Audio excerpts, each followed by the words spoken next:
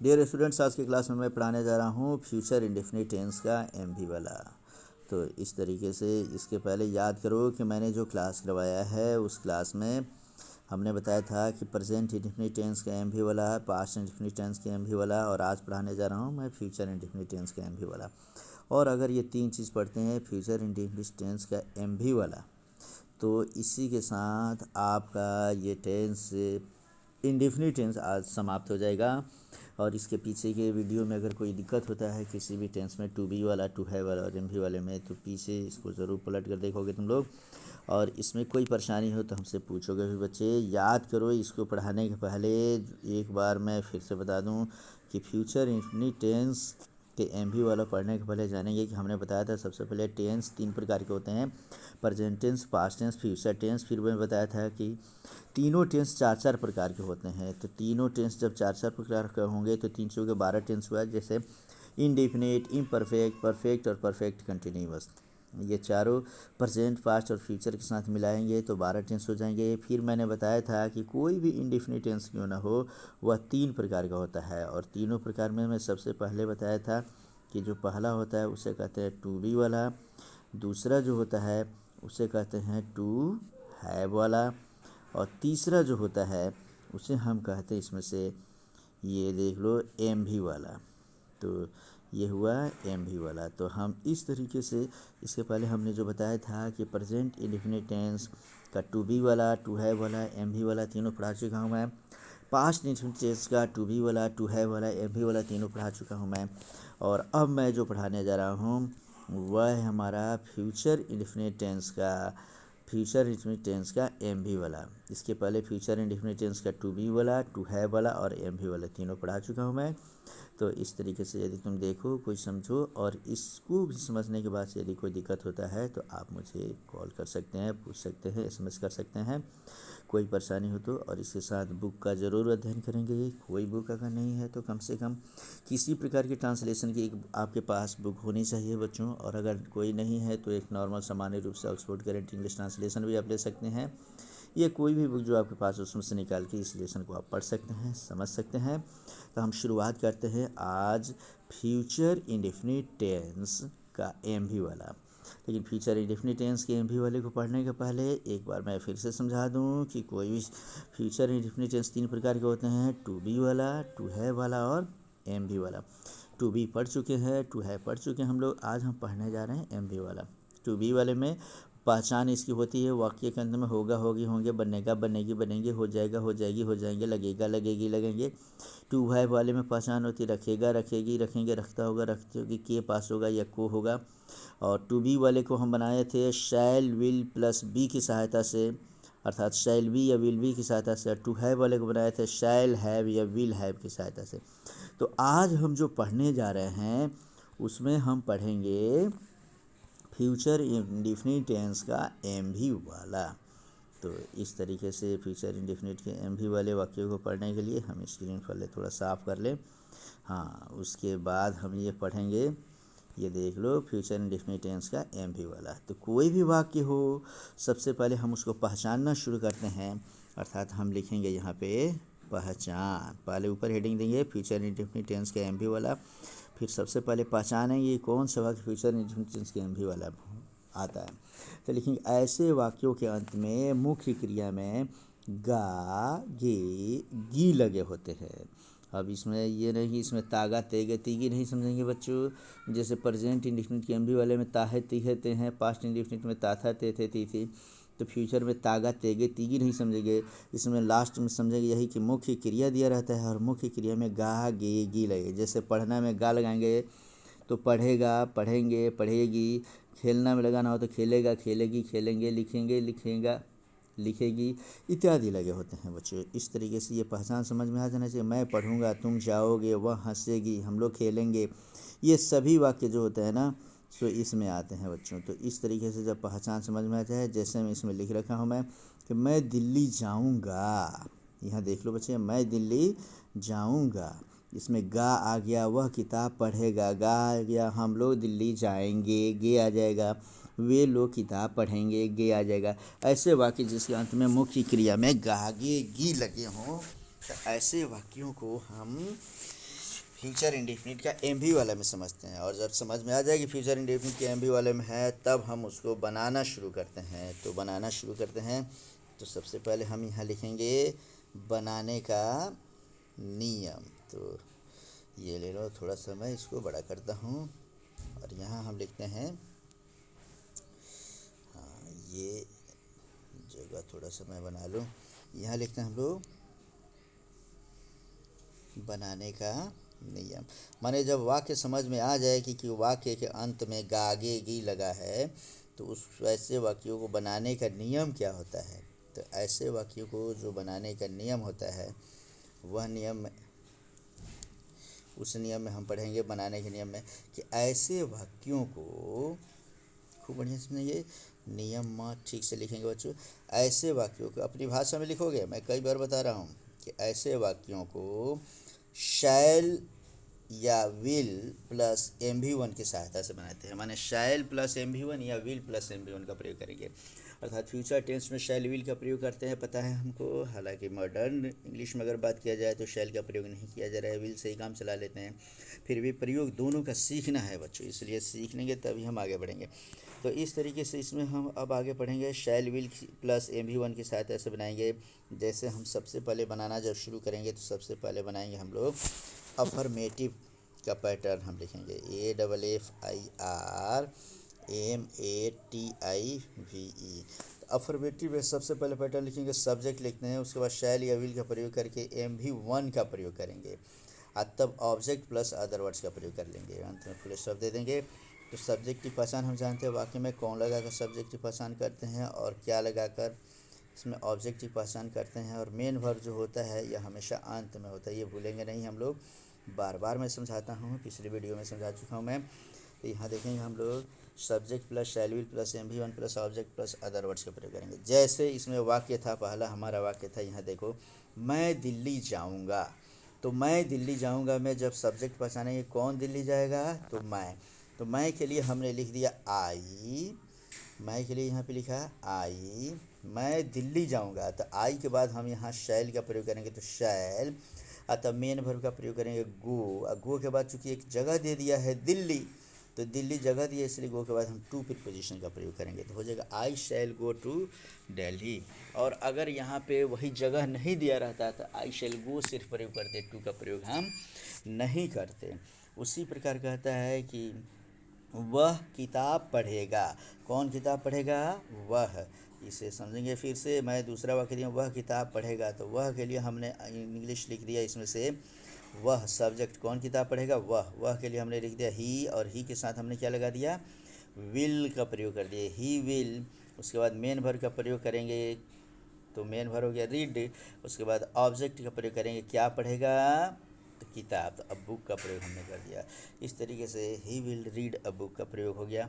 अब थोड़ी सी दुविधा हो सकती है फिर से समझने में बच्चों कि ये शैल और विल को लेकर मैं कई बार समझा चुका हूँ, एक बार फिर से समझाता हूँ कि शैल का प्रयोग किसके साथ करते हैं और विल का प्रयोग किसके साथ करते हैं। तो यदि वाक्य का सब्जेक्ट आई हो या वी हो, आई और वी में से कोई भी सब्जेक्ट हो तो उसके साथ हम शैल का प्रयोग करते हैं। अब बाकी अगर सब्जेक्ट के जगह पे बाकी अगर अन्य कुछ भी दिया रहे तो उसके साथ हम विल का प्रयोग करेंगे, भूलेंगे नहीं।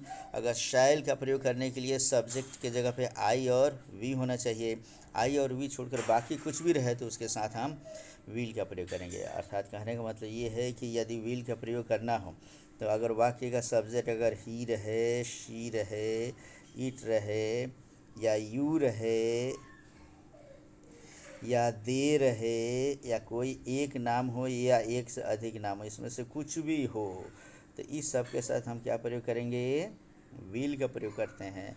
और आई और वी के साथ हम लोग शैल का प्रयोग करते हैं। लेकिन अगर हम शैल की जगह विल और विल की जगह शैल का प्रयोग करते हैं तो सेंटेंस हमारा गलत नहीं होता है।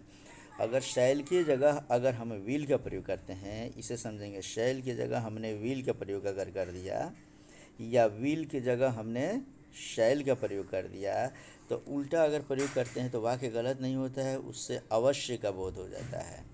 अवश्य अर्थात वाक्य में अवश्य का बोध हो जाएगा। कब, अगर शैल की जगह विल और विल की जगह शैल का प्रयोग हमने कर दिया तब जैसे मानो कि मैं दिल्ली जाऊंगा, मैं दिल्ली जाऊंगा के लिए हमने बनाया आई शैल गो टू दिल्ली। इसे देखेंगे आई शैल गो टू दिल्ली।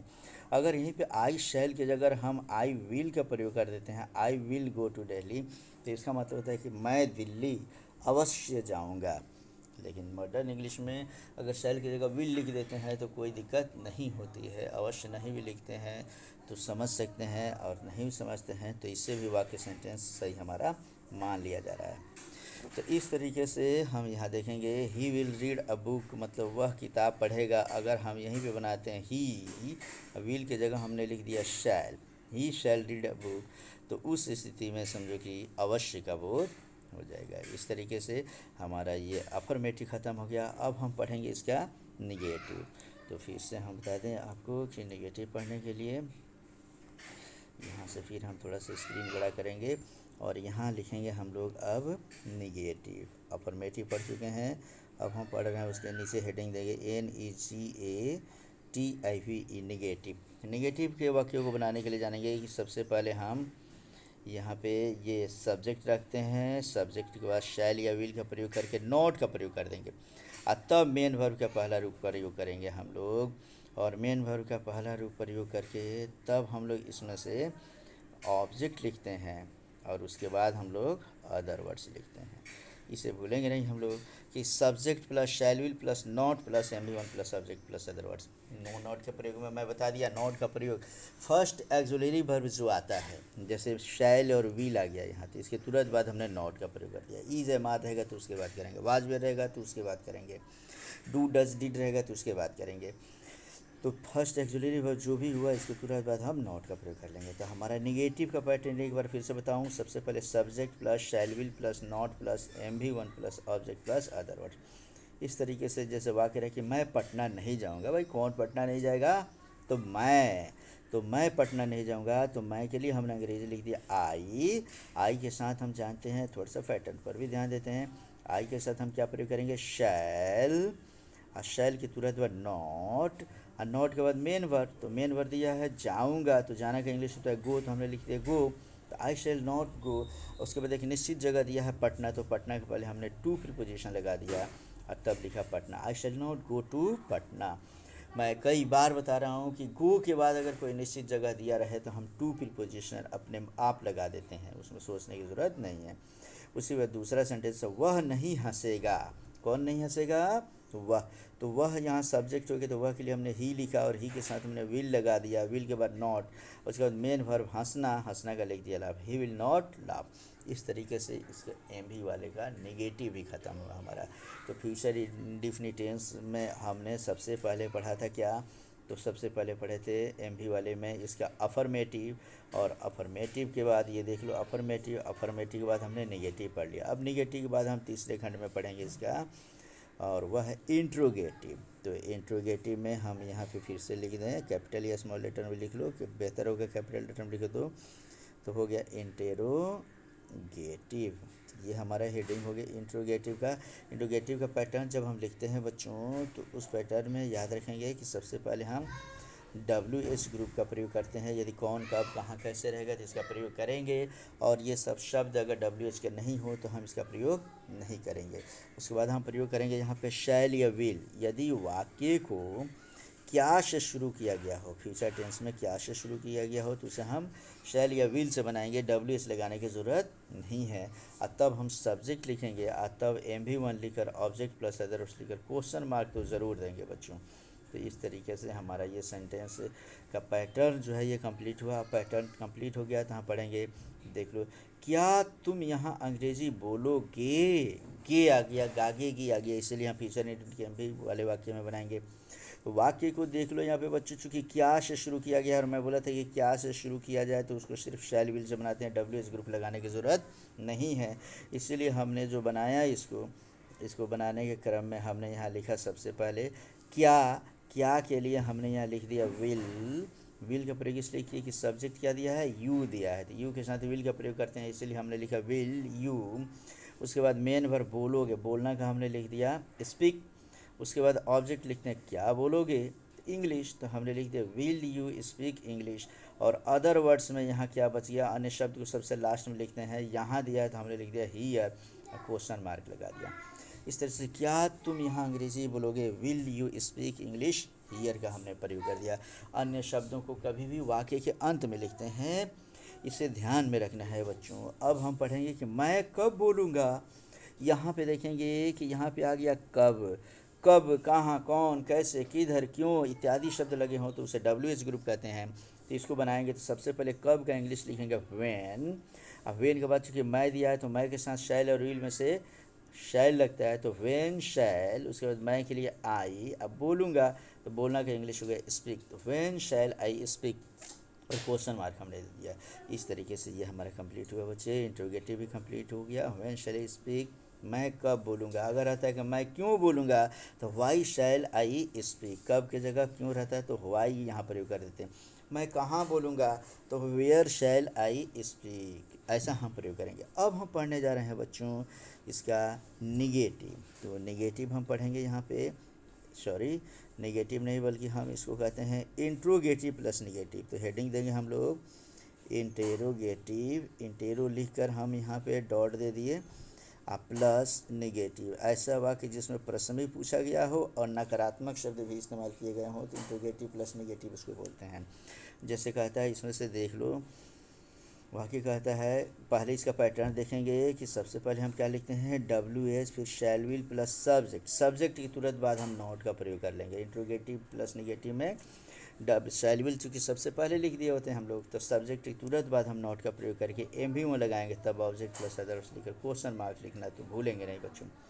जैसे वाक्य हो गया हमारा, क्या तुम पटना नहीं जाओगे, क्या तुम पटना नहीं जाओगे। याद करेंगे कि फिर इस वाक्य में क्या से शुरुआत है वाक्य की, तो जब वाक्य को क्या से शुरू किया जाएगा तो शैल विल एक्सिलरी वर्ब से शुरू करेंगे। तो हम लिखेंगे, तो तुम का इंग्लिश होता है यू, तो यू के साथ हमने लगा दिया विल, तब सब्जेक्ट तुम के लिए यू, तब सब्जेक्ट के बाद नॉट लगाना है तो हमने लगा दिया नॉट, तब मेन वर्ब जाओगे तो जाना का होता है गो, और गो के बाद चूँकि टू हम लिख कर तब पटना का प्रयोग करेंगे क्योंकि किसी जगह दिया है, will you not go to Patna.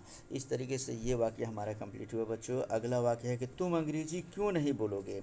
इस वाक्य पे ध्यान देना है, क्यों नहीं बोलो, क्यों, कब, कहाँ, कौन, कैसे आ जाए तो WH ग्रुप इसको कहते हैं हम लोग, और इसको सबसे पहले लिखेंगे। तो क्यों का इंग्लिश हमने क्या लिख दिया वाई, वाई के बाद हम लिखेंगे बोलोगे, फ्यूचर में है तो इसलिए हम शैल और विल में से विल लगा लेंगे, वाई विल, तब सब्जेक्ट लगाएंगे यू, वाई विल यू, तब नॉट लगा लेंगे, तब मेन वर्ब क्या है बोलोगे, तो बोलना के speak, why will you not speak, क्या बोलोगे जी तो अंग्रेजी, तो ऑब्जेक्ट में हमने लिख दिया English, why will you not speak English. इस तरीके से हमने इतना लिख दिया। और इसी के साथ हमने बता दिया बच्चे कि फ्यूचर इंडेफिनिट टेंस का MV वाला भी समाप्त हुआ। तो इस तरीके से हमने इसमें बता दिया है। यहाँ पे नोट्स जो लिखा है उसे थोड़ा सा ध्यान देंगे बच्चे। कहता है कि फ्यूचर टेंस में, यहाँ नोट्स है देख लो कि फ्यूचर टेंस में शैल की जगह विल तथा विल की जगह शैल का प्रयोग कर देने से वाक्य में अवश्य का बोध हो जाता है। जैसे इसमें दिया है कि मैं पटना अवश्य जाऊंगा, तो आई शैल गो टू पटना होने से, लेकिन यहाँ हमने क्या दिया I will go to Patna, मैं पटना अवश्य जाऊंगा। तुम अवश्य बोलोगे, यू शैल स्पीक। हम जानते हैं कि यू के साथ हमेशा विल का प्रयोग होता है, लेकिन हम जैसे यहाँ शैल का प्रयोग कर दिए वो अवश्य का बोध करा देता है कि तुम अवश्य बोलोगे, यू शैल स्पीक। इस तरीके से वाक्य हमारा कंप्लीट हुआ बच्चा, फ्यूचर इंडेफिनिट टेंस का MV वाला। अब भी अगर किसी को किसी प्रकार की कोई दिक्कत होती है बच्चे तो मैं तुम्हें एक बार फिर से बताता हूँ कि आप मुझे GD सर के पास में आप कभी भी मुझे कॉल करें, व्हाट्सएप करें, मैसेज करें, या कोई दिक्कत होता है तो पूछें। बेहतर तो ये होगा कि इसे एक बार, दो बार, तीन बार देखो, समझो, और कोई अगर दिक्कत होता है बच्चे तो वही नंबर, मेरा व्हाट्सएप नंबर 9801466165 पे कॉल करो, SMS करो या पूछो, कोई परेशानी होती इसे कंप्लीट करो बच्चे। Is it clear? तब तक हम अगले वीडियो में फिर मिलेंगे हम लोग। अब इंडेफिनिट टेंस हमारा कंप्लीट हो चुका है बच्चे, to be, to have, MV तीनों का कंप्लीट हो गया, प्रेजेंट का, पास्ट का, फ्यूचर का। अगले वीडियो में हम पढ़ेंगे इम्परफेक्ट टेंस। तो प्रेजेंट इम्परफेक्ट टेंस हम अगले वीडियो में पढ़ेंगे बच्चों।